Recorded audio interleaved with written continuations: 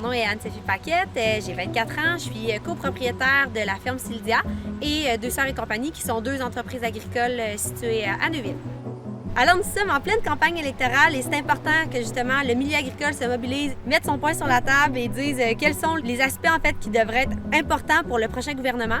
On doit mettre des choses en place pour être capable en fait de faciliter des capitales patients, de donner une chance à notre relève, de ne pas avoir des endettements qui sont tellement élevés que en fait ça devient étouffant pour une relève, ça devient difficile de mettre en place des projets parce qu'en fait les investissements sont tellement élevés que la rentabilité est vraiment toujours super serrée, puis en fait les jeunes doivent être capables aussi de vivre et d'avoir des salaires, là, pas seulement payer de l'intérêt, puis en fait de donner une chance, que ce soit en facilitant peut-être aussi des durées de prêts qui sont plus longues pour vraiment alléger en fait la pression financière que nos relèves subissent.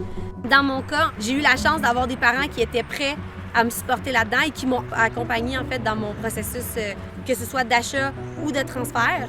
Ce que j'ai vraiment eu, en fait, ça a été une chance. En fait, mes parents m'ont vraiment supportée, mais je pense que c'est ça, il faut mettre de l'avant que c'est pas toutes les relèves qui ont cette chance-là, puis qui ont en fait l'opportunité aussi d'être accompagnées par des parents qui veulent s'impliquer.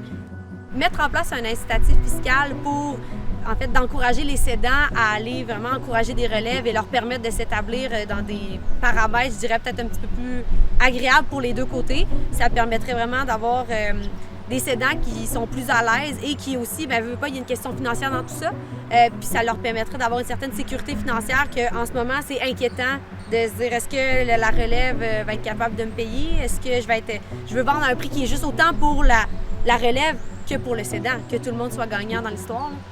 Le prochain gouvernement, en fait, pourrait vraiment faire mieux puis à encourager la relève et l'amener à un autre niveau. C'est-à-dire que les aides financières au démarrage ou à la relève, le programme d'aide à la relève, il existe. Par contre, les montants n'ont pas été améliorés, n'ont pas augmenté depuis des années, puis ça ne correspond plus nécessairement à la réalité des relèves. D'avoir des premières années, en fait, on le dit, là, souvent c'est des années qui sont très difficiles. Ça va permettre de peut-être un peu permettre à la relève de souffler pour ces premières années-là.